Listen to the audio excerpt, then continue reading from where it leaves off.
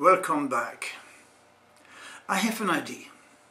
This being the weekend, rather than watching football, that is 12 guys presenting symptoms of severe autism like throwing rubber balls at each other and engaging in obsessive behavior, how about we look at parallel universes, parallel realities and the influence they may have on Washington, also known as Area 51. Allow me to introduce Michio Kaku. I'm not sure I pronounce it properly. Many of you may know him already. He is a theoretical physicist who studied under Edward Teller and graduated from Harvard summa cum laude. He believes that parallel universes exist, that time travel is possible, and that alternative realities are a distinct possibility. He is not alone. According to Oxford Scientist David Deutsch, parallel universes really do exist. Indeed, Amazon offers books about the subject.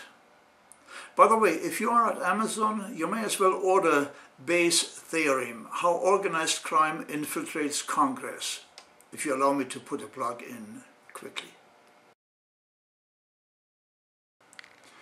Having experienced inter-universe communication myself, I have looked into this phenomenon and found, all seriousness aside, evidence that George W. is an avid traveler between at least two realities, though it may be difficult to distinguish them at times.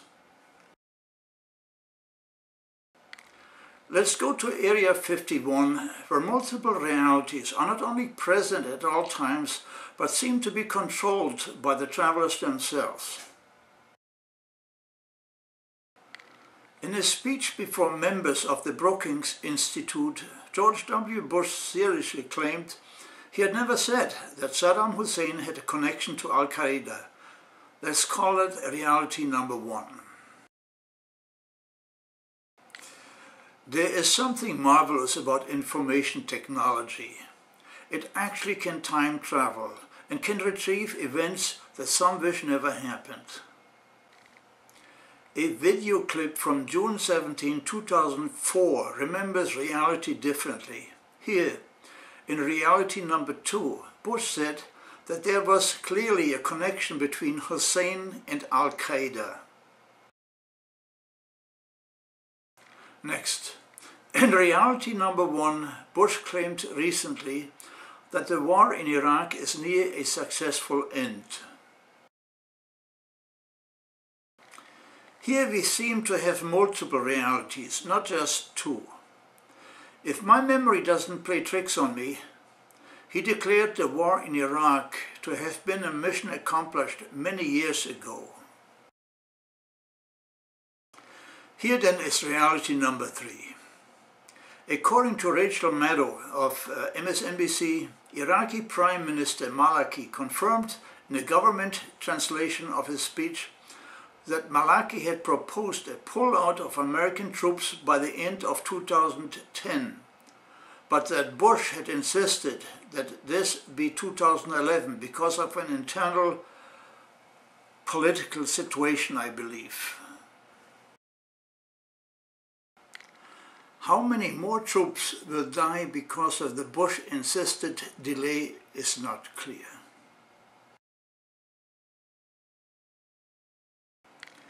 George W. is not the only traveler between realities. Remember John McCain? In reality number 1, his campaign, he claimed he wanted out of Iraq as soon as reasonably possible. In reality number 2, however, he said the American public doesn't care whether we stay in Iraq 100,000 or 10,000 years. In reality number 1, Bush said that Iraq has become a more peaceful place. In this universe at least, the war-related casualties in Iraq in 2008 alone were 309. That is an average of somewhat under 30 per month. Well, he's at least half right. based on 4,500 overall number of deaths. The average number of casualties during the 68 months war was approximately 60 per month. Next, in reality number 1, Bush regretted in his Brookings speech that the Iraq war had cost somewhat more than expected. In our reality, the term somewhat translates into a lot.